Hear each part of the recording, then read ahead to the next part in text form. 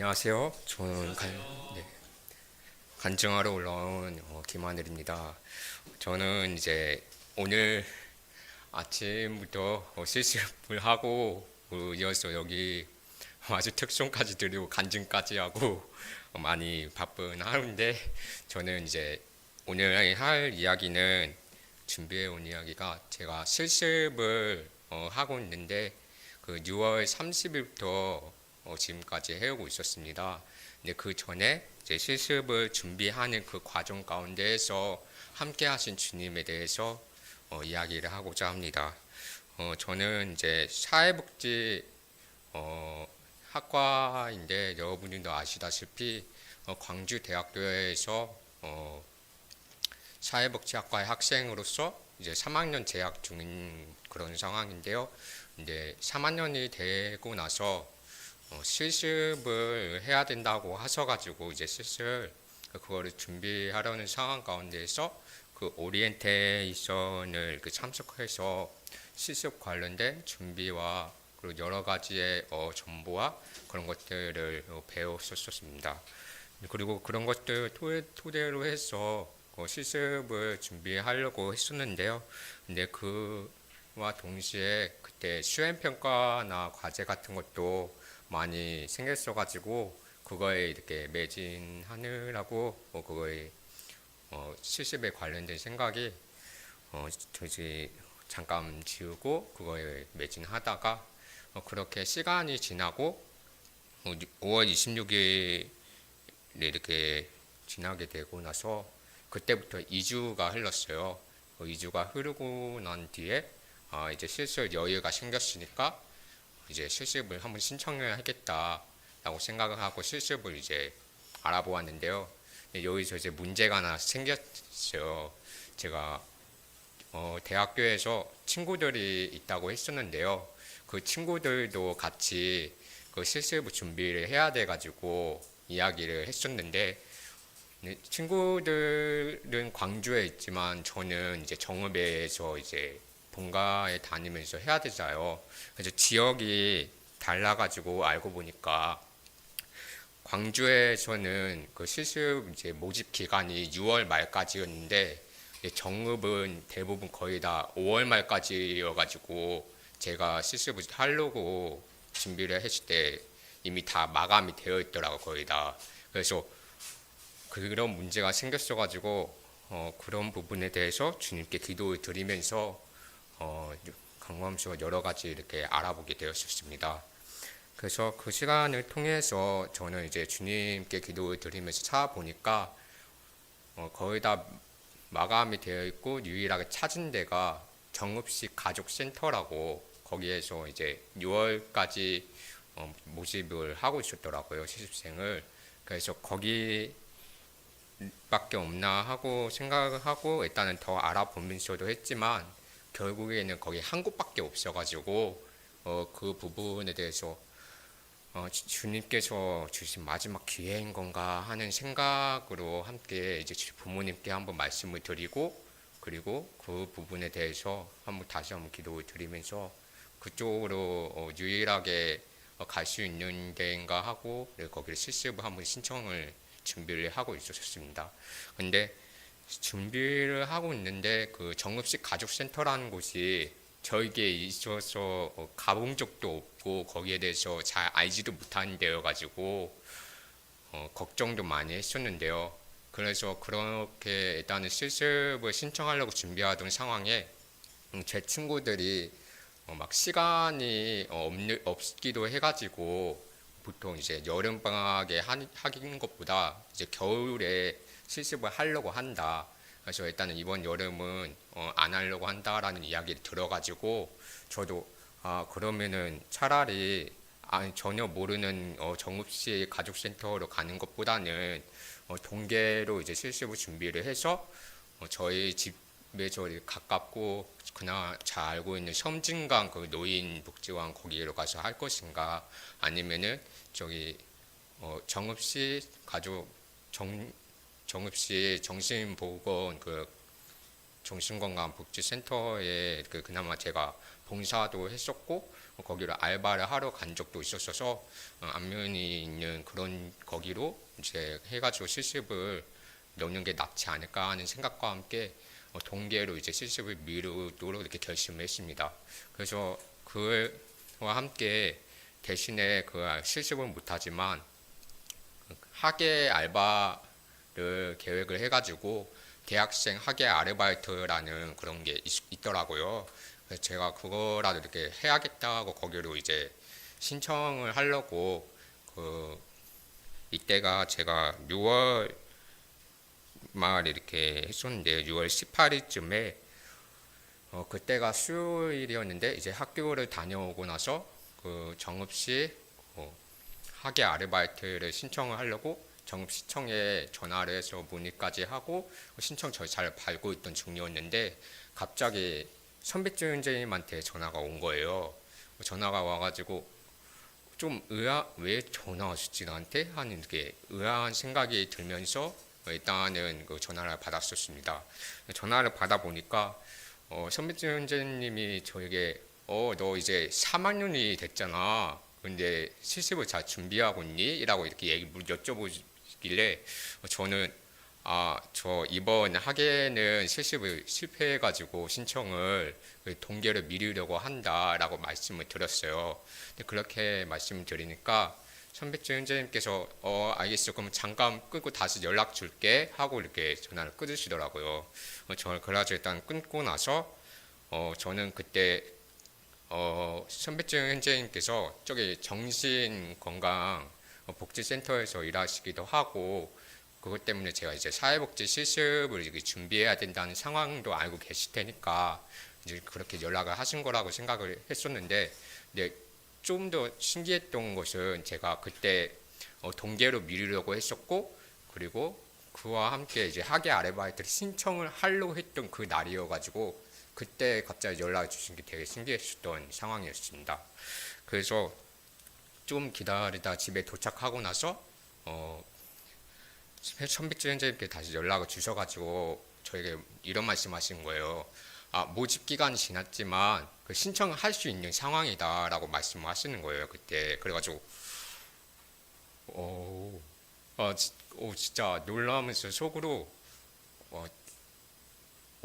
하면서 일단 잠깐 금방 정신 차리고 네 감사합니다. 감사합니다 하고 연락을 드리고 네 알겠습니다. 그럼 빨리 신청 준비하겠습니다 하고 이렇게 끊었습니다. 그리고 그 후에 등자가 이게 진짜 주님께서 도와주셨구나 하고 그 하루를 빨리 이제 실습 그 신청을 하려고 서류를 빨리 제출해야겠다는 그런 마음과 함께 주님께 감사드리는 마음으로 빨리 작성을 이렇게 시작을 했었습니다. 근데 제출을 하는 상황이 처음이다 보니까 잘 모르기도 하고 많이 어려웠었는데 근데 그때 제가 학교를 끝나고 나서 이제 돌아오던 그 사촌 형이 있는데요. 그 사촌 형이 할아버지 집에서 같이 살고 있습니다. 그 형이 그때 마침 시험도 끝나가지고 그날에 그리고 그 형은 취업도 준비하고 있던 상황이라 그 서류에 관련해서 여러 가지를 잘 알고 있었어요.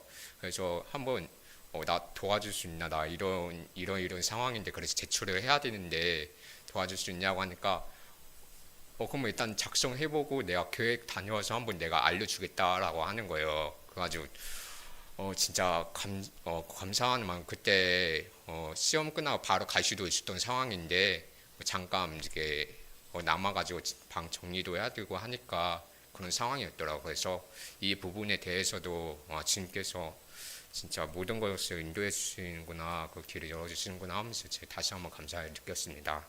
그렇게 해서 마지막까지 실습 그 서류를 제출을 하려고 다 작성을 하고 그리고 사촌 형한테 조언도 구하고 잘 이렇게 늦은 시간까지 다 작성을 마무리해서 그 다음 일찍 그게 아침 일찍 제출을 했었습니다. 제출을 하고 나서 지금 이렇게 지금 6월 30일부터 실습을 다니기 시작하면서 이렇게 하게 되었고요. 그래서 이 모든 것에 대해서 운이 아니라 그 주님에 대한 감사를 드리면서 이 모든 것을 인도해 주신 주님께 다시 한번 감사를 드리면서 그것에 대해서 간증하려고 이렇게 이 자리에 올라왔습니다. 저는 이 부분에 대해서 오늘의 이야기를 통해서 나눌 말씀은요, 잠언 16장 9절 말씀인데 이 말씀 한번 찾아보도록 하겠습니다.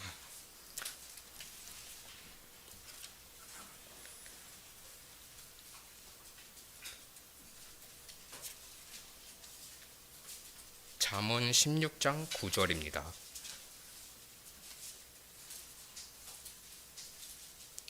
찾으셨으면 같이 읽도록 하겠습니다. 준비 시작. 하는 일을 계획할지라도 그의 걸음을 인도하시는 이는 여호와시니라. 여기에 이 말씀처럼 저도 이제 모든 것에 대해서 계획은 한다고는 하지만 그 계획을 인도해 주시고 그 기도 이렇게 이끌어 주시는 분은 주님이시라는 것을 다시 한번 느끼게 된 오늘의 이야기였고요. 그래서 저는 6월 30일부터 시작했던 제 실습 기간도 이제 어느새 이틀이 남았습니다. 내일과 내일 모레까지 함께 남게 되었는데 주님께서 주신 기회인 만큼 마지막까지 최선을 다하고 큰 실수 없이 잘 마무리할 수 있도록 기도해 주시면 감사하겠습니다. 이상으로 제 간증을 마치도록 하겠습니다. 감사합니다.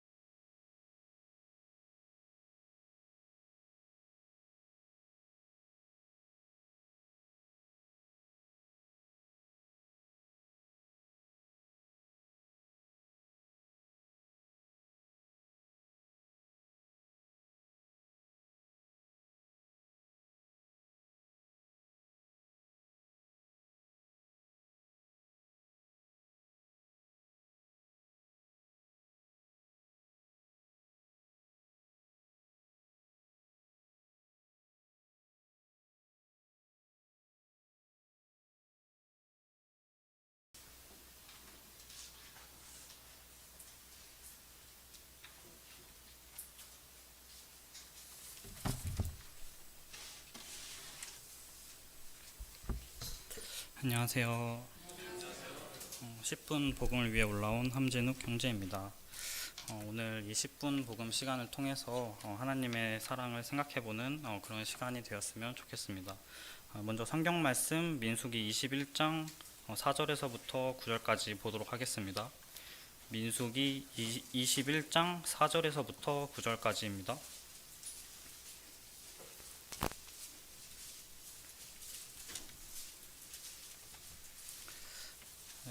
찾으셨으면 교독으로 한번 읽어보도록 하겠습니다. 제가 먼저 읽겠습니다.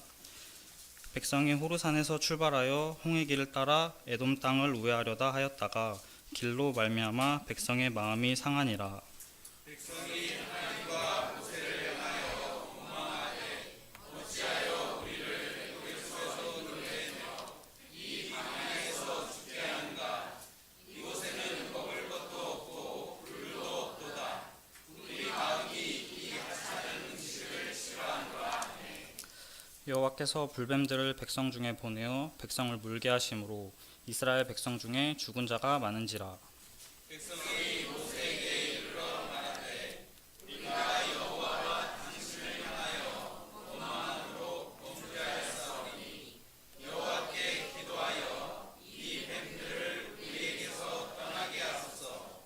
모세가 백성을 위하여 기도하매 여호와께서 모세에게 이르시되 불뱀을 만들어 장대 위에 매달아라.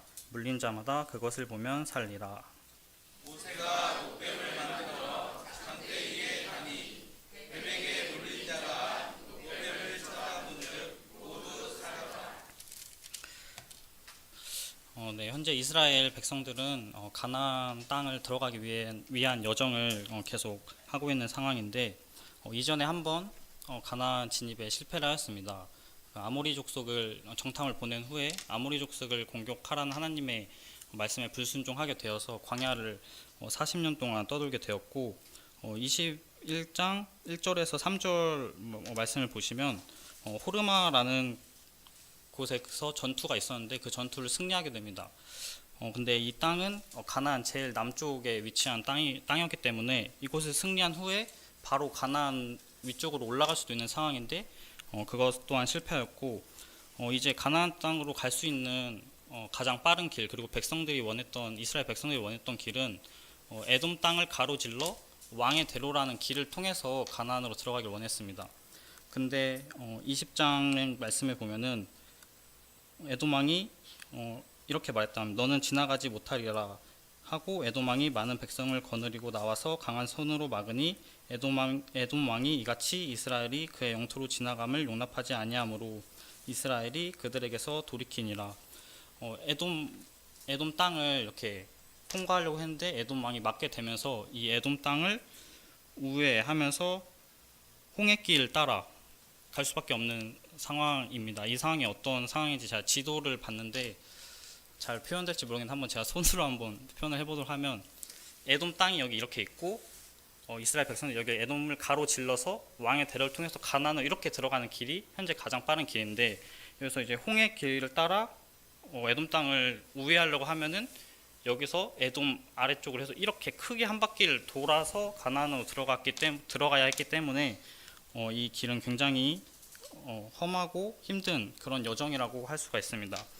이런 상황이 되자 4절 말씀을 보면 길로 말미암아 백성의 마음이 상하니라라고 나와 있습니다.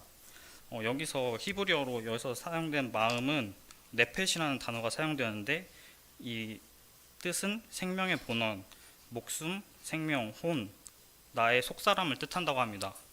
또한 상하다라는 원어는 카차르라는 단어로 짧아지다, 낙심하다, 근심하다라는 뜻으로 사용되었습니다. 그래서 이 힘겨운 길을 돌아가야 하는 상황에서 백성들의 인내심이 사라지고 속사람이 낙심하고 낙담했다 라고 여기서 표현하고 있습니다. 그러면서 이제 이스라엘 백성들은 5절 보면 하나님을 노골적으로 원망하기 시작합니다. 하나님과 모세를 향하여 원망하되 어찌하여 우리를 애굽에서 인도해내어 이 광야에서 죽게 하는가. 이곳에는 먹을 것도 없고 물도 없도다. 우리 마음이 이 하찮은 음식을 싫어하노라 하매. 여기서 사용된 하찮은이라는 표현은 이것 또한 히브리어로 켈로켈이라고 번역이 되는데 가볍게 하다, 멸시하다, 경멸하다라는 뜻을 가지고 있다고 합니다.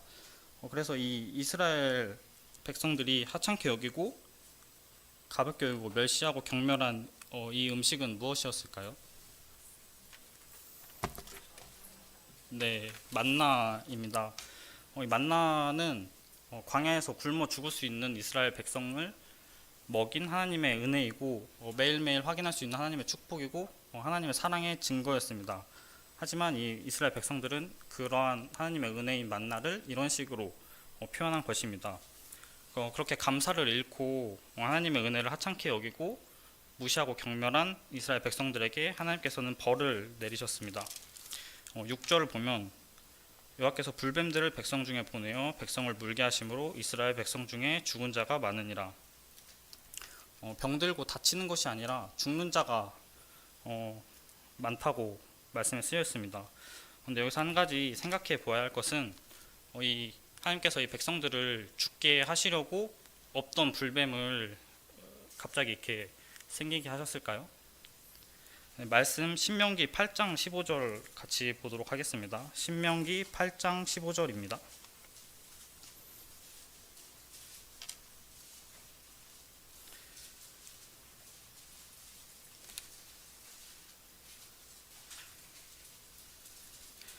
찾으셨으면 한 목소리로 읽도록 하겠습니다. 시작.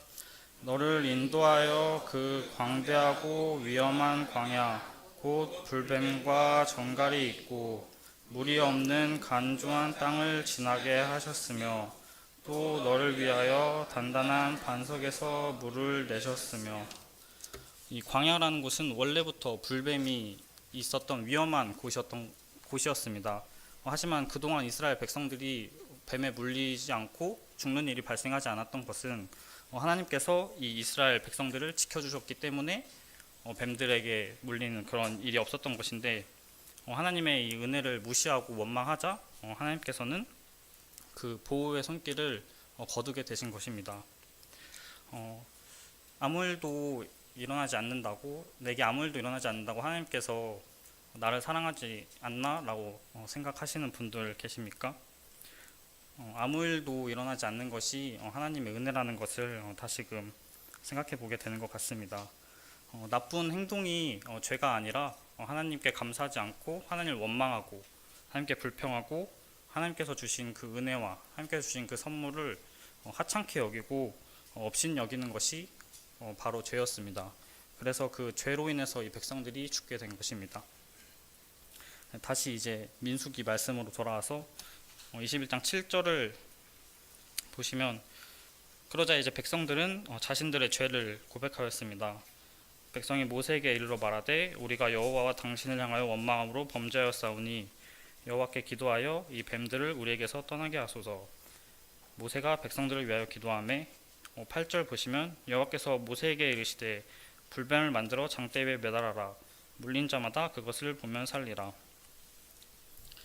백성들이 이렇게 하나님 앞에 자신들의 죄를 고백하고 하나님의 긍휼하심을 바라자 하나님께서는 그 백성들을 위해 살 방법을 알려주셨습니다.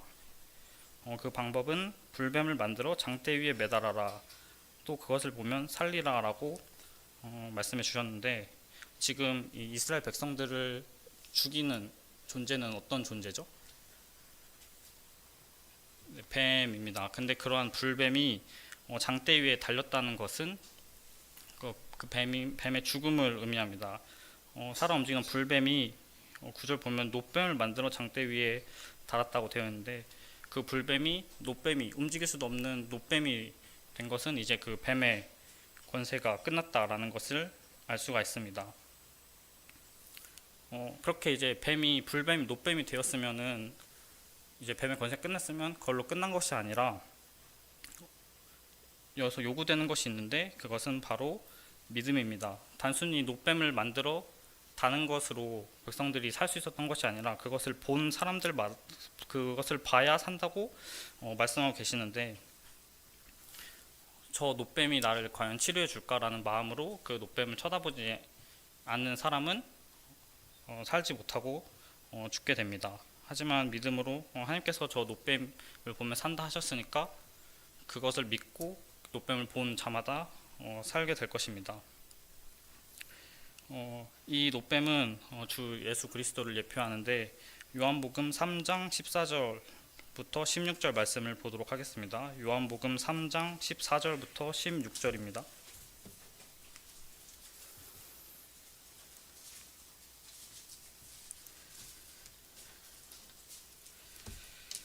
제가 읽도록 하겠습니다. 모세가 광야에서 뱀을 든 것 같이 인자도 들려야 하리니 이는 그를 믿는 자마다 영생을 얻게 하려 하심이라.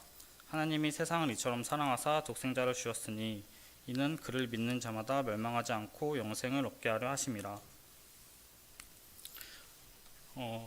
노뱀을 본 자마다 산 것처럼 저희도 십자가에 달리신 예수님을 바라보아야 합니다. 예수님께서는 우리의 죄를 위해서 십자가에 달리셨습니다. 이것은 이미 일어난 사실이고, 이것은 이미 일어난 사실인데 그것을 이제 거짓말처럼 여기고 믿지 않고 주님을 바라보지 않는다면 우리는 여전히 죄로 인해서 죽어가고 있는 것입니다. 그래서 이제 주님을 바라본다라는 것은 회개한다는 것인데, 이스라엘 백성이 자신들의 죄를 고백하고 하나님의 긍휼을 구할 때 하나님께서는 그렇게 하나님을 원망하고 하나님께 불평하던 이스라엘 백성들에게 은혜를 베풀어 주셔서 그들을 살려주셨습니다. 이것처럼 우리의 죄를 고백하고 돌이킬 때 하나님께서는 생명을 주십니다. 불뱀에 물렸을 때 살 수 있는 방법이 그 노뱀을 바라보는 것밖에 없었던 것처럼, 저희도 저희의 죄를 해결하기 위해서는 오직 주 예수 그리스도밖에 없음을 잘 알아야 합니다. 우리가 구원을 받기 위해서도 십자가에 달리신 주님을 바라보아야 하지만, 저희가 이제 구원을 받은 후에도 그래서 하나님을 원망하고 하나님을 불평하고 죄에 넘어졌을 때에도 저희는 회개하는 그런 심정으로 주님 십자가 달리신 주님을 바라보아야 합니다. 우리가 우리의 죄를 고백하고 하나님께 나아갈 때 하나님께서는 그런 저희들을 사랑으로 받아주십니다. 혹시 아직 주님을 영접하지 못한 분이 계시다면 하나님의 사랑을 기억하고 회개함으로 하나님께 나아가는 그런 시간이 되었으면 좋겠습니다. 그럼 이상으로 10분 복음 마치도록 하겠습니다. 감사합니다.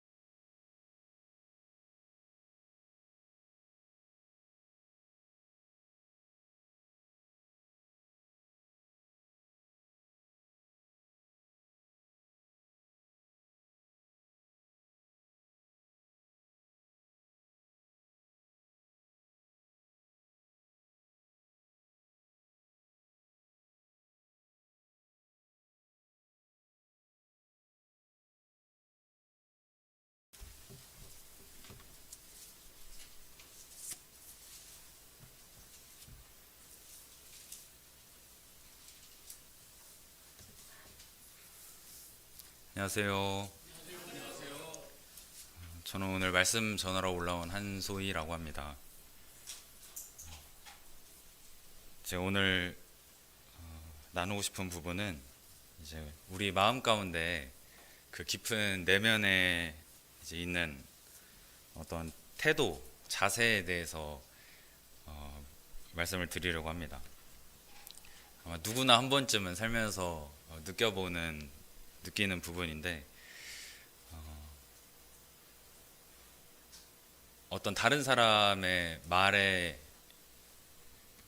다른 사람의 어떤 지시에, 아니면 어떤 규칙이나 질서에 순종하기 힘들다 하는 그런 어떤 마음이 혹시 성도님들은 살면서 느껴보신 적이 있으신가요? 순종하기 왜 이렇게 힘들까? 순종하고 싶은데 왜 이렇게 안 될까? 또는 이걸 꼭 해야 되나? 굳이 해야 되나? 이런 생각들이 이제 어떤 불편함이나 거부감 같은 게 혹시 드신 적이 있을까요? 살면서. 저도 이제 어릴 때 생각해 보면 부모님 말씀 왜 이렇게 듣기가 싫은지. 진짜 잘 들어야 된다는 거는 배워서 알고 있는데 그것을 이제 그대로 순종한다는 것이, 이제 행동으로 옮긴다는 것이 참 어렵다라는 생각을 많이 했던 것 같아요. 그러니까 어른들, 부모님 외에도 어른들의 얘기를 그 원하는 대로 이렇게 뭔가 따른다는 것이 참 쉽지 않다, 이런 생각을 좀 하게 되었습니다. 그리고 직장에서도 요즘 그 민생회복 소비 쿠폰이라고 그 전 국민에게 나눠주고 있는데, 그걸 이제 제가 담당을 하면서 뭔가 상사분들이 이제 지시를 하는 부분들, 이제 그 가운데 뭔가 이렇게 하면 안 될 것 같은데 이런 생각을 이제 하게 되는 상황들이 되면서 이제 제 안에 좋지 못한 그런 마음들, 그런 모습들이 좀 있다라는 것을 이제 오늘 저녁에 이제 퇴근하면서 또 생각을 해보게 됐어요. 이 말씀 준비하면서도 계속 이제 직장에서 좀 주의를 요하고 있었는데, 오늘 이제 유독 이제 힘들어지니까 누가 무슨 얘기 했을 때 굉장히 예민해지는 어떤 그런 상황 가운데 이렇게 하면 안 될 것 같은데, 이건 아닌 것 같은데, 이런 생각이 좀 들게 되었습니다. 그래서 우리는 누구나 이렇게 권위의 어떤 질서에 순종하기 싫은 마음들이 들 때가 있는 것 같습니다. 그런데 이제 상상을 한번 해보면 좋을 것 같아요. 이 세상에 권위와 질서가 없다면 어떻게 될까요?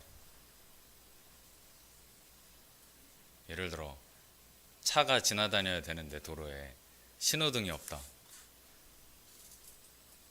아니면 학교에서 선생님이 없다. 그렇다면 굉장히 이제 혼란스럽겠죠. 굉장히 이제 아수라장이 되고 교통사고 같은 어떤 문제들이 계속 일어나게 될 것입니다. 누구나 이제 자기 뜻대로 하게 된다면 이 권위와 질서를 무시하게 된다면 이 권위와 질서가 없다면 굉장히 이제 혼란스러운 상황이 어떤 안정적이다, 평화롭다 이런 부분보다는 혼란스럽고 굉장히 불안정하고 이런 부분들이 먼저 떠오르게 됩니다. 그러니까 이런 어떤 권위와 질서라는 것들은 우리가 사실 순종하기 싫고 뭔가 지키기 싫고 왜 이렇게까지 해야 되나. 제가 지난번에도 그 법의 가지수를 말씀드렸잖아요. 굉장히 이제 많은 그 법의 테두리 안에서 우리는 살고 있는데 이런 것들이 사실은 우리 삶을 굉장히 안정적이고 평화롭게 이제 지켜주고 있다는 사실을 깨닫게 됩니다.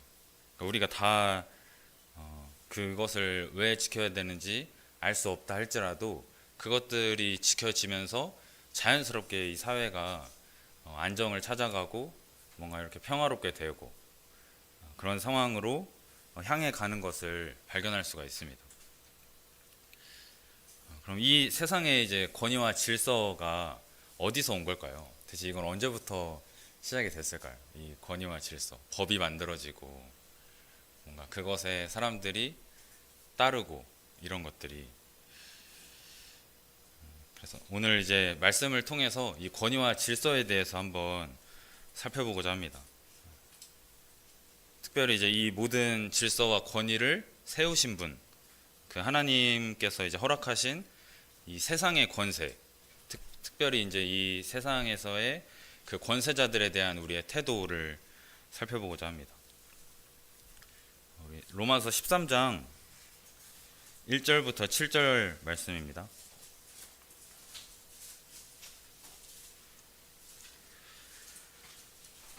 로마서 13장 1절부터 7절입니다.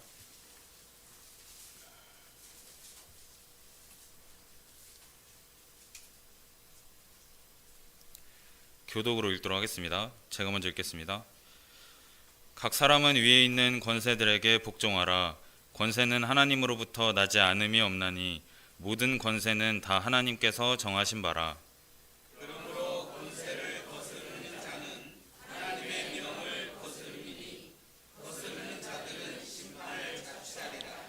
다스리는 자들은 선한 일에 대하여 두려움이 되지 않고 악한 일에 대하여 되나니 내가 권세를 두려워하지 아니하려느냐.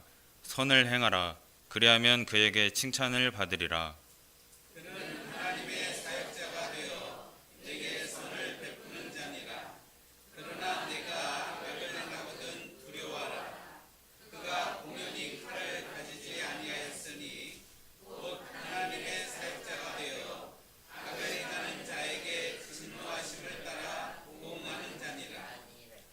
그러므로 복종하지 아니할 수 없으니 진노 때문에 할 것이 아니라 양심을 따라 할 것이라.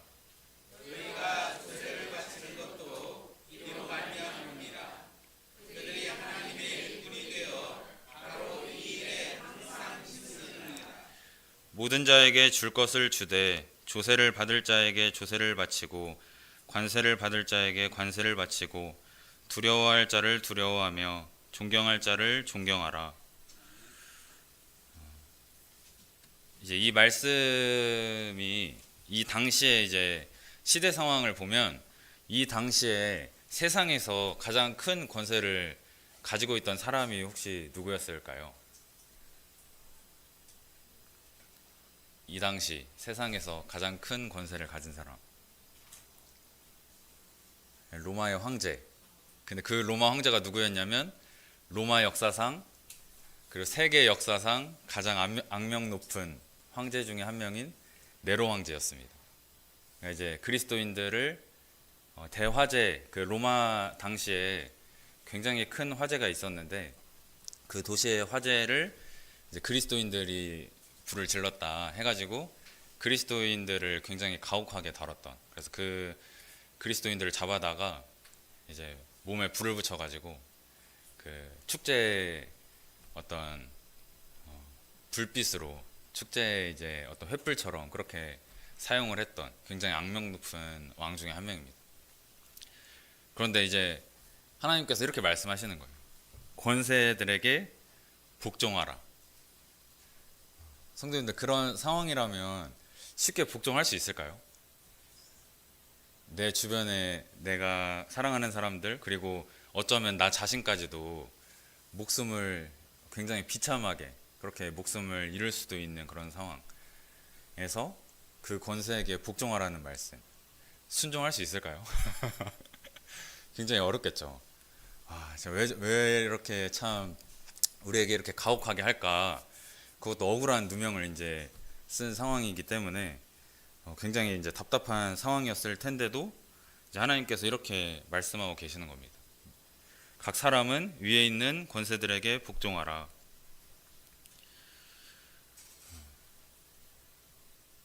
사실 이제 이 세상의 어떤 정부 그리고 국가에 충성하는 것은 미덕으로 여겨지잖아요. 우리가 당연한 것으로 그렇게 해야 된다. 어릴 때부터 이제 배우기도 하고, 우리도 뭐 국회에 대하여 경례도 하고, 뭐 여러 이제 애국가도 부르고, 이제 국가에 대한 어떤 충성을 뭔가 요구받기도 하고, 남자들 같은 경우에는 국방의 의무를 지기도 하고, 그러면서 이제 어떤 국가의 충성 이런 것들에 권세에 복종하고 이런 부분들을 어려서부터 배우게 되는데, 그럼에도 불구하고 이렇게 로마의 황제가 그 당시 네로였던 것처럼 어떤 이렇게 힘든 상황들 가운데 우리가 복종을 할 수 있을까?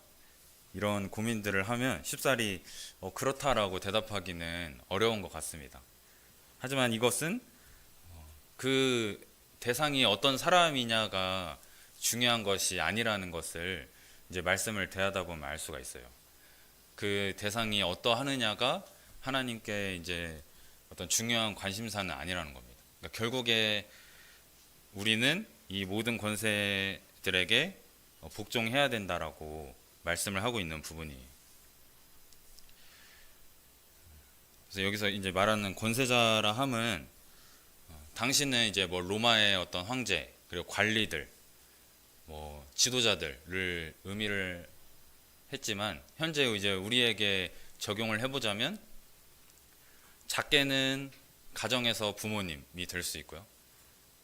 직장에서는 직장의 상사들, 그리고 교회에서는 이제 교회 일꾼으로 세워주신 장로 형제님, 또 집사 형제님이 될 수도 있고, 그리고 세상으로 보면 이제 국가의 지도자들, 또 관리들, 그러니까 공무원이나 어떤 뭐 경찰이나 소방이나 여러 이제 그 국가의 어떤 재반 사항들을 담당하고 있는 분들이 될 수 있습니다. 그렇다면 우리가 왜 그들에게 복종을 해야 할까요? 왜 하나님께서는 그들에게 복종하라고 말씀하시는 걸까요? 그 다음 구절을 보면 알 수 있는데, 권세는 하나님으로부터 나지 않음이 없나니 모든 권세는 다 하나님께서 정하신 바라. 그러니까 단순히 이제 그 사람이 무서워서, 그 사람이 나보다 나이가 많아서 그런 수준이 아니라, 이 내 앞에 있는 이 권세자는 하나님께서 세우신 권세자라는 것입니다. 그러니까 우리가 그 부분을 인정한다면, 우리가 하나님을 인정한다면 그 하나님이 세우신 권세자도 인정해야 마땅하겠죠. 인정할 수밖에 없을 것입니다. 하나님께서 세우셨다면 우리는 그들에게 복종을 할 수밖에 없는 거예요. 그래서 그 권세자들을 통해서 하나님께서 이 세상의 질서를 세우고 다스리고자 하는 그런 계획 가운데 권세자들을 세우신 것입니다. 그래서 2절에 보면 그러므로 권세를 거스르는 자는 하나님의 명을 거스름이니 거스르는 자들은 심판을 자취하리라. 권세를 거스르는 자는 하나님의 명을 거스름이라고 말씀하고 있습니다. 근데 이제 우리가 그런 의문이 들게 돼요. 아까 네로 황제의 예처럼 어떤 그런 독재자들, 이 우리를 굉장히 어렵게 하는 그런 어떤 리더들, 어떤 권세자들이 있을 때 우리가 어떤 태도를 취해야 하는가? 복종해야 할까요? 복종해야 한다면 어느 수준까지 해야 되는가? 그것도 고민이 되겠죠. 어디까지 복종해야 되나? 100%다 해야 되나? 이런 고민을 굉장히 오래전부터 해온 것 같아요. 이미 이제 이것들이 잘 정리된 어떤 주석이나 이런 것들도 보면 굉장히 이제 잘 정리가 되어 있는데, 우리 성경에서 좀 답을 찾아보자면 성경에서 왕 중에, 권세자 중에 정말 하나님의 어떤 뜻 가운데 잘 통치하는 왕도 있지만 그렇지 않은 왕들도 있잖아요. 예를 들면 출애굽기에 나오는 바로와 모세를 생각해 볼 수 있고, 그리고 다니엘에 나오는 느부갓네살 왕과 다니엘과 세 친구들을 볼 수가 있습니다. 그리고 사울 왕과 다윗을 또 볼 수가 있어요. 그런 어떤 하나님 뜻과는 조금 반대되는, 바로는 완악한 마음을 품기도 했고 느부갓네살 왕은 교만한 어떤 마음을 하나님 앞에서 드러내기도 했습니다. 사울 왕은 하나님 말씀에 이제 불순종함으로 인해서 하나님께서 다윗 왕에게 이제 왕위를 넘겨주고자 하는 그런 계획 가운데 굉장히 이제 왕들이 어떻게 보면 사람의 목숨까지도 함부로 다룰 만한 어떤 그런 상황에 있었어요. 그래서 그러니까 그 로마 시대에 그리스도인들이 굉장히 이제 목숨을 많이 잃기도 했고 어떤 두려워하는 그런 상황이 있었던 것처럼 이 당시도 다니엘과 세 친구들도 죽을 뻔한 상황들이 있었고, 모세도 마찬가지고 다윗 왕도 여러 번 사울 왕에게 죽임을 당할 뻔한 상황들이 있었습니다. 그때 이제 그들이 어떻게 했을까요? 모세와 다윗과 다니엘과 세 친구들이 어떻게 했는지를 보면 힌트를 좀 얻을 수가 있습니다. 하나님께서 그들의 삶을 통해서 우리에게 가르쳐 주시는 부분들이 있는 것 같아요. 그러니까 그 왕들은 하나님께서 세우신 왕들일까요? 하나님께서 세우셨을까요? 네, 하나님께서 세우신 왕들이에요. 하나님께서 세우신 권세자들입니다. 그러면 그들에게 순종해야 할까요? 애굽을 탈출하지 말라고 하면 탈출하지 말아야 할까요? 금신상에게 절하라고 하면 절을 해야 할까요? 다윗에게 돌아오라고 하잖아요. 사울이 죽이려고 돌아오라고 하는 상황에서 돌아갔어야 했을까요? 그러지 않았어야 한다는 것을 우리는 알고 있습니다. 왜 그렇죠? 하나님의 말씀이 있었기 때문에, 그들을 향한 하나님의 그 뜻이 분명했기 때문입니다. 성경에서 분명히 하나님께서 말씀으로 기록해 두고 계시기 때문에. 그러니까 우리가 하나님의 뜻을 알고 있다면 그리고 그 권세자가 하나님을, 그 자기를 권세자로 세우신 그 하나님을 반하는 어떤 정책, 어떤 상황들, 이런 것들이 진행이 된다면 그것에는 불복종할 수 있습니다. 이 다니엘과 세 친구들이 그랬던 것처럼, 다윗이 그랬던 것처럼, 또 모세가 그랬던 것처럼. 그런데 이것이 불복종한다고 해서 칼 들고 싸우라는 의미는 아닙니다. 그러니까 폭력적으로 대응한다거나 막 반란을 일으킨다거나 왕을 끌어내서 막 목을 쳐야 된다, 이런 어떤, 우리가 프랑스나 여러 이제 유럽의 역사들, 근대 역사들을 보면 이제 반란을 일으켜가지고 왕들의 이제 목을 단두대에서 자르기도 하고 막 그런 상황들이 벌어지잖아요.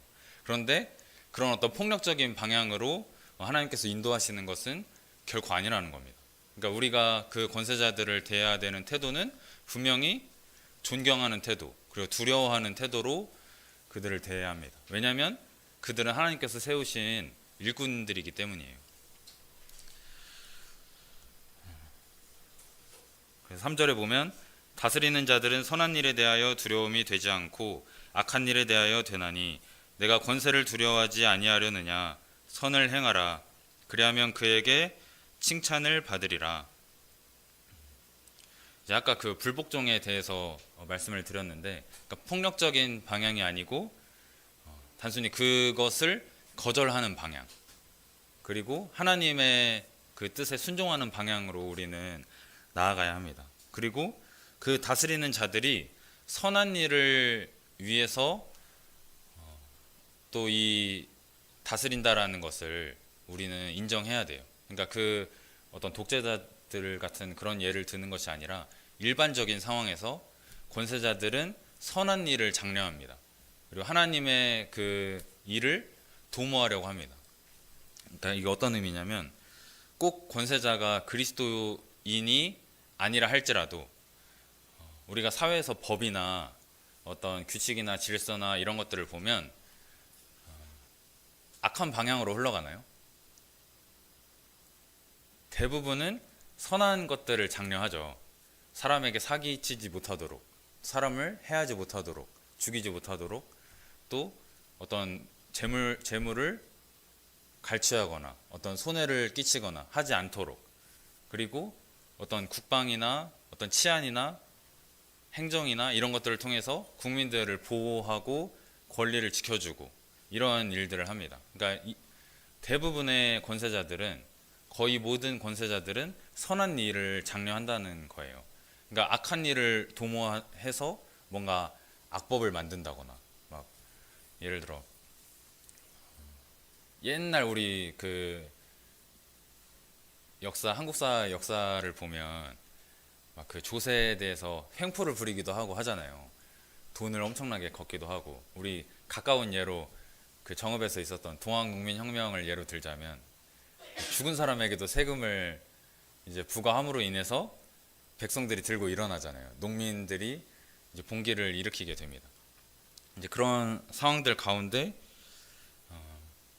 어떤 어려움들, 그러니까 아까 독재자의 예도 마찬가지지만 그런 어려움들이 있긴 하지만 대부분의 권세자들은 그렇지 않다라는 거예요. 선한 일을 장려하고 그런 어떤 법과 규칙과 질서를 통해서 이 사회가 안정적으로 흘러갈 수 있도록 우리가 평화를 유지할 수 있도록 그렇게 다스리고 있다는 부분입니다.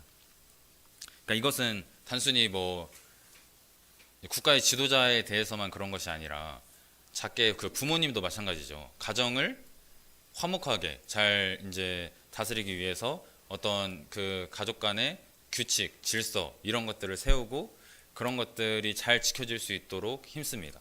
그리고 직장에서도 마찬가지죠. 여러 이제 어떤 지침이나 어떤 편람이나 이런 어떤 여러 가지 상황들 그리고 감사나 이런 것들을 통해서 그 선한 일들이 잘 유지될 수 있도록 잘 이루어질 수 있도록 여러 가지 방법들을 마련을 합니다. 그리고 이제 가르쳐 주기도 하죠. 옆에서 지도해 주기도 하고 그리고 교회에서도 마찬가지예요. 장로 형제님이나 집사 형제님이나 이 교회가 하나님의 뜻 가운데 또 성도님들이 영적으로 유익하게 이 땅에서 살아갈 수 있도록 돕는 역할들을 합니다. 그러니까 우리가 그런 것들을 생각해 보면 모든 권세자들은 이렇게 유익한 방향으로 또 선한 방향으로 우리를 인도하고 있다는 부분을 우리가 알 수 있습니다. 그래서 선한 일에 대해 두려움이 되지 않고 악한 일에 대하여 되나니 내가 권세를 두려워하지 아니하려느냐 선을 행하라. 그러니까 우리가 이제 범죄를 하게 되면 그 권세자의 진노를 사게 되면 두려움이 임하게 되죠.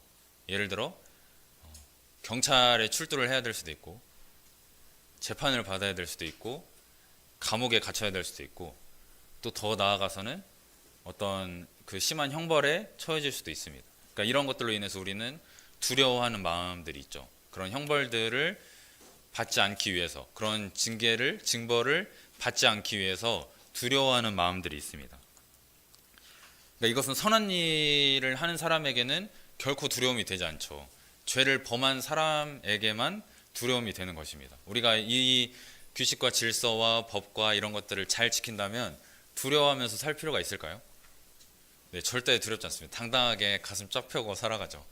누가 뭐라고 해도 나는 잘 지켜왔다. 이렇게 당당하게 살아갈 수 있을 겁니다. 그런데 그것을 지키지 않은 사람에게는 굉장한 두려움이 되죠. 심지어는 어떤 사형에 처해지기도 하는, 우리의 목숨을 잃어버릴 수도 있는 어떤 그런 상황들도 존재하게 됩니다. 4절에 보면 그는 하나님의 사역자가 되어 내게 선을 베푸는 자니라. 그러나 내가 악을 행하거든 두려워하라.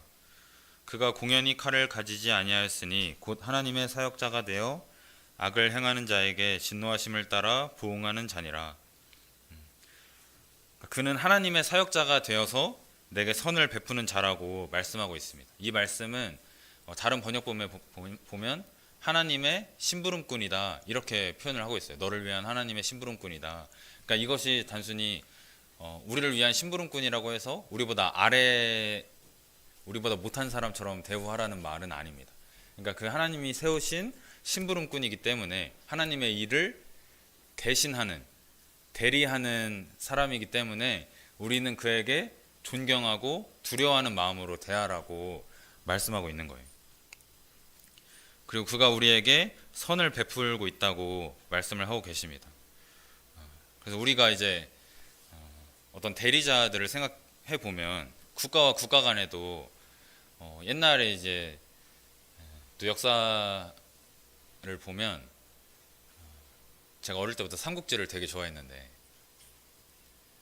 국가와 국가 간에 어떤 외교를 하기 위해서 사자들을 보내잖아요. 그러니까 왕의 명령을 다른 나라에 전하는 그런 역할을 하는 사자를 보내게 됩니다. 그런데 그 사자를 해하게 되면 어떻게 될까요? 예, 바로 전쟁이 일어나요. 삼국지든 뭐 다른 역사든 중국이든 한국이든 뭐 다른 역사를 보더라도 사자를 죽인다라는 것은, 그러니까 외교관이죠, 한마디로. 외교관을 해한다는 것은 전쟁을 의미합니다. 그러니까 그 나라, 그 권세를 완전히 무시하는 태도인 거예요. 그래서 암묵적으로 뭐 꼭 법으로 정해놓지 않더라도 그 외교관들, 사자를 해하면 안 된다라는 그 암묵적인 룰이 있는 겁니다. 그런 규칙, 질서가 있는 거예요. 근데 그것을 어기게 된다면 전쟁이 일어나게 되는 것입니다. 그러니까 그것과 같이 하나님의 대리자, 하나님의 심부름꾼이라고 하는 그 권세자들을 우리가 해한다 또는 함부로 대한다 라면, 또는 험담한다. 우리가 쉽게 이제 제가 고등학생 때 한국사 선생님이 이런 얘기를 했어요. 요즘은 세상이 너무 좋아져가지고 대통령 욕을 해도 안 잡혀가는 세상이 되었다고. 본인은 이제 그 예전에 이제 그 군사정권 시절을 경험했던 이제 분이다 보니까 요즘 세상이 너무 좋아졌다고 그런 말씀을 하세요. 그러니까 우리 학생들에게 함부로 할 수 없음을 굉장히 안타까워하는 어떤 그런 맥락에서 이제 말씀을 하시는데,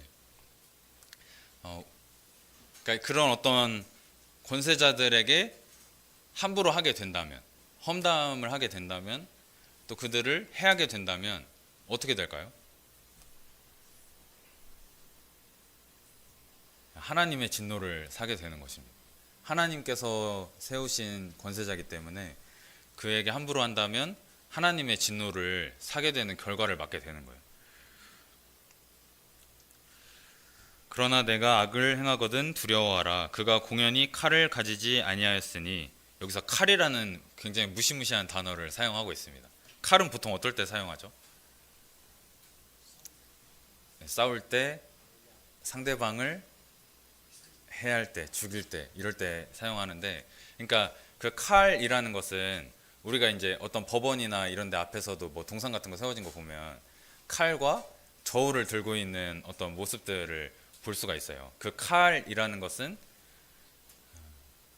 어떤 냉정한 그런 어떤 처분에 대한 부분입니다. 그러니까 어떤 행동을 했을 때 그 사정을 다 봐주는 것이 아니고 그 법과 규칙과 그 질서에 따라서, 그 상황에 따라서 이제 처분을 내리는, 그러니까 그것에 대해서는 아무도 이의를 제기하지 못하겠죠.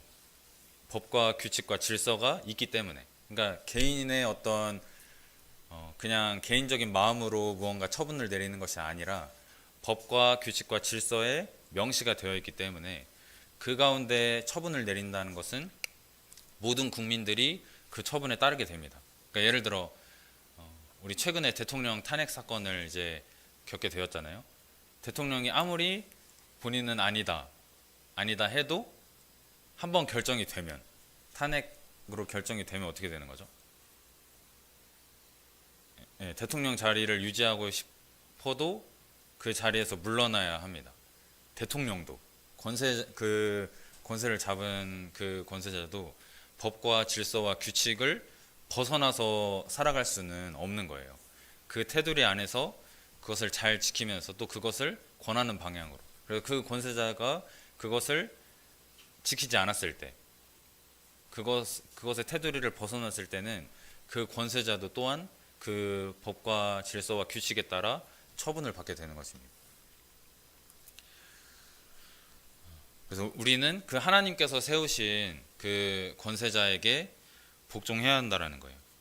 곧 하나님의 사역자가 되어 악을 행하는 자에게 진노하심을 따라 보응하는 자니라. 그래서 이제 악을 행하는 자들에게 보응한다라고 분명히 말씀하고 계십니다. 그러니까 이 권세자들은 우리를 돕는 하나님의 일꾼, 그리고 하나님의 심부름꾼이라고 말씀하고 있는 거예요.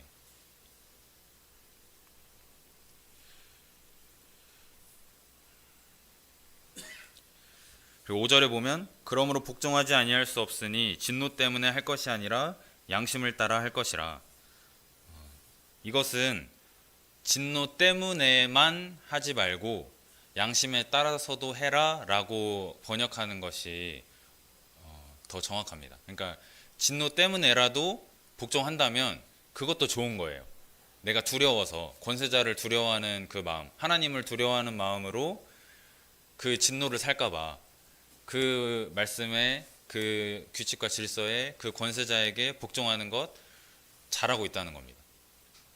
그리고 양심에 따라서, 우리의 양심에 따라서도 복종하라고 말씀하고 있습니다. 그러니까 이 양심이라는 것은 양심이라고 해서 뭐 우리 개인의 어떤 스스로 뭔가 이렇게 하는 부분이 아니라 그 하나님께서 세우신 그 규칙과 질서와 법의 테두리 안에서 그 하나님의 뜻 가운데 우리 스스로가 순종하고자 하는 마음 있잖아요. 그냥 뭔가 이렇게 남이 시켜서 억지로 하고 막 이런 거 말고 우리에게 부여된 그 의무감, 그 충성, 그런 것들을 통해서 우리가 양심적으로 그 뜻에 복종하는 것, 그것을 말씀하고 있습니다.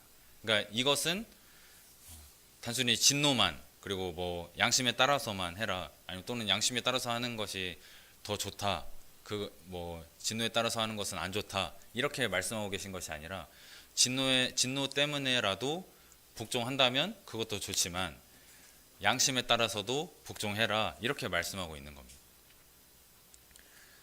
6절에 너희가 조세를 바치는 것도 이로 말미암음이라. 그들이 하나님의 일꾼이 되어 바로 이 일에 항상 힘쓰느니라. 여기서 이제 조세를 예로 들고 있어요. 그러니까 우리가 세금을 바치는 이유를 잘 생각해 보면 우리가 세금을 왜 내야 될까요? 너무 많이 뜯어가서 막 화가 치밀어 오를 때도 있고, 저도 굉장히 이제 저는 세금을 떼고 급여를 받는 그 공무원이다 보니까 이제 그 급여 명세서를 볼 때마다 참 마음이 아픕니다. 근데 우리가 세금을 왜 내야 될까요?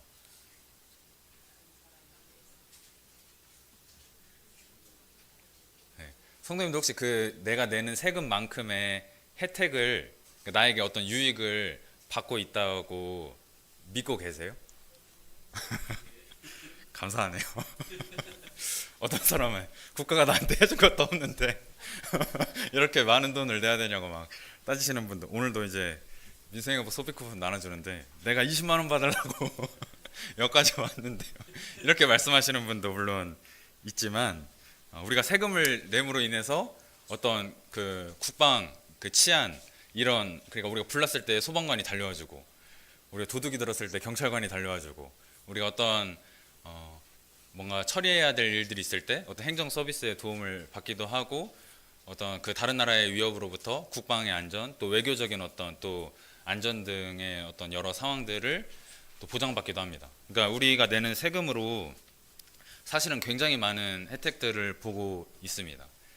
이제 충주맨이라고 그 공무원이신데 유명하신 분이 있어요. 구독자가 굉장히 많으신 그 충주시 유튜브를 운영하고 계신 그분이 국민 1인이 내는 세금에서 그 내가 지금 상대하고 있는 이 공무원 한 명에게 과연 얼마 그 급여에 얼마를 지불하고 있는가.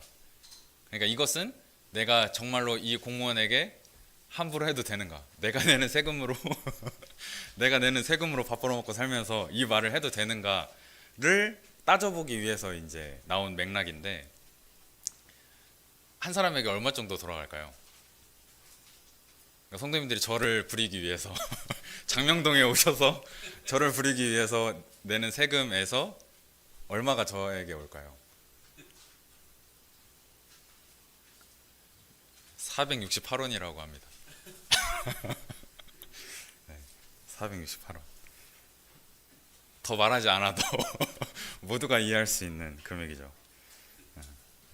그리고 이런 어떤 그런 여러 가지 서비스들을 우리가 받을 수 있고 안전을 보장받는 그런 상황들.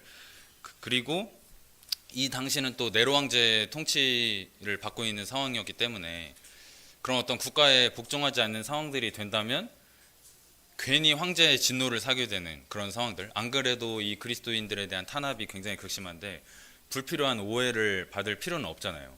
세금도 잘 내고 황제에게 복종하는 모습들을 보이는 그 가운데 그럼에도 불구하고 이제 그 받는 고난들 그런 것들은 이제 우리가 역사적으로도 이제 성도님들이 어떻게 대처했는지 그 당시에 성도님들이 어떻게 대처했는지는 우리가 다 알 수 있습니다. 그러니까 그 죽음을 의연히 받아들이기도 하고 두려움에도 불구하고 순응하는 모습들 그리고 결코 폭력적으로 하지 않았다는 부분들을 통해서 우리는 또 그 안에서 또 배우게 되는 것 같습니다.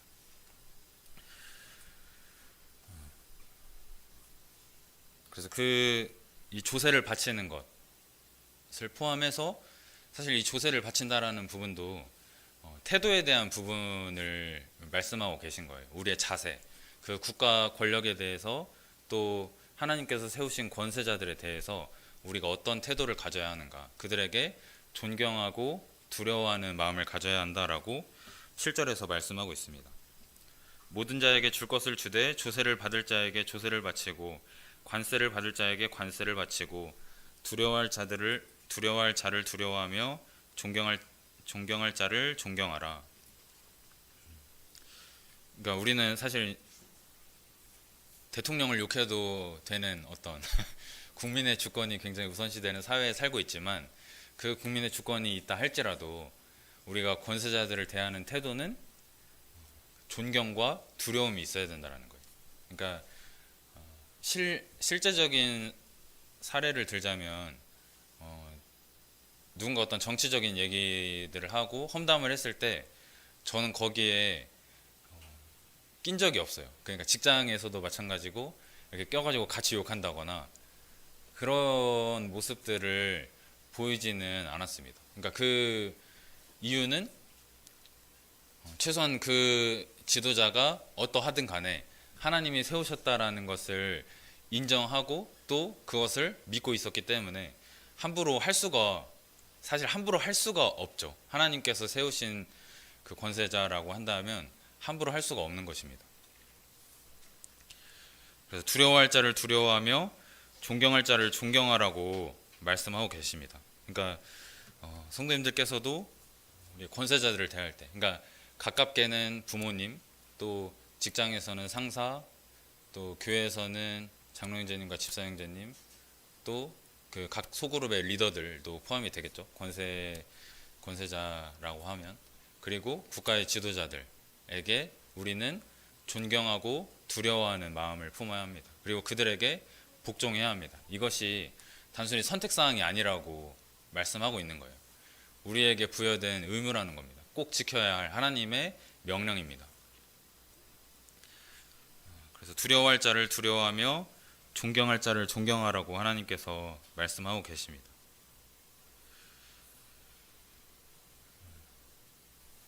그래서 성도님들께서도 이제 물론 그 각자의 이해관계에 따라서 국가의 지도자 포함해서 여러 권세자들에게 어떤 좋지 않은 마음이 들 때도 있죠. 어떤 불만이나 불평이나 이렇게 그런 마음이 들 때도 있지만, 그러니까 우리의 태도는 그것을 다 쏟아내고 또는 폭력적인 방법으로 또는 험담하는 방향으로 이렇게 가는 것이 아니라 그에게 복종하는 방향으로 또 그 하나님의 뜻에 순종하는 방향으로 우리가 나아가야 한다는 것입니다. 그래서 하나님께서 세우신 그 질서를 존중하고 또 그 하나님의 뜻에 복종하는 성도님들 되시기를 간절히 바라는 마음이 있습니다. 우리 기도하고 말씀 마치도록 하겠습니다.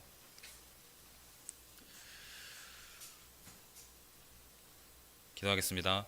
하나님 아버지, 하나님께서 권세들에게 복종하라고 말씀하셨는데, 하나님께서 세우신 그 선한 또 권세들을 우리가 좀 인정하고 또 그 뜻에 복종함으로 좀 사회나 어떤 공동체에 좀 유익이 되고 좀 안정이 되고 좀 평화로운 방향으로 흘러갈 수 있도록 우리가 각자의 역할을 또 하게 하여 주시기를 간절히 바랍니다.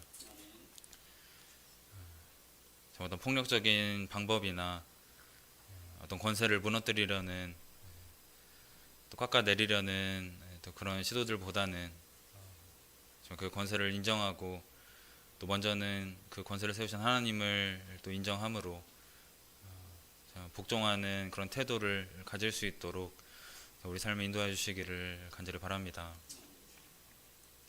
우리에게 또 권세자들을 세워주셔서 우리가 그 선한 뜻 가운데 이렇게 안전한 또 삶을 살 수 있도록 하나님의 복과 은혜를 믿고 살아갈 수 있도록 하여 주신 것에 감사를 드리며 존귀하신 주 예수 그리스도의 이름으로 감사하며 기도드립니다.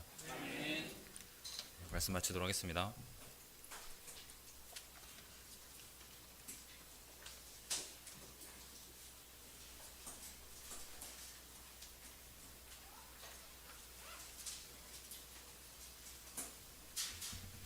네, 말씀 감사드립니다. 저희가 그 질서의 하나님을 기억하면서 정말 하나님의 권세를 먼저 인정하고 또 하나님께서 세우신 그 권세들을 인정함으로 하나님의 그 크신 계획을 경험하는 저희 모든 성도들이 되었으면 좋겠습니다. 저희 찬양 321장 찬양 드리겠습니다. 321장입니다.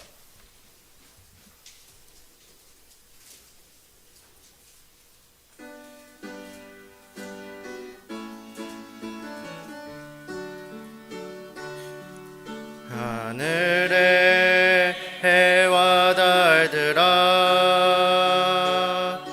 소리 높여 찬양하여라. 나팔 소리 피파 수금으로 춤을 추며 찬양하여라. 높은 산과 넓은 푸른 바다 모두 주를 찬양하여라. 호흡이 있는 자마다 여호와를 찬양하여라. 세상 모든 사람들아 주를 찬양하라. 살아계신 나의 하나님을. 세상 모든 사람들아 주를 찬양하라. 살아계신 너의 하나님을. 호흡이 있는 자마다 여호와를 찬양하여라. 이상으로 수요집회 모든 시간 마치도록 하겠습니다.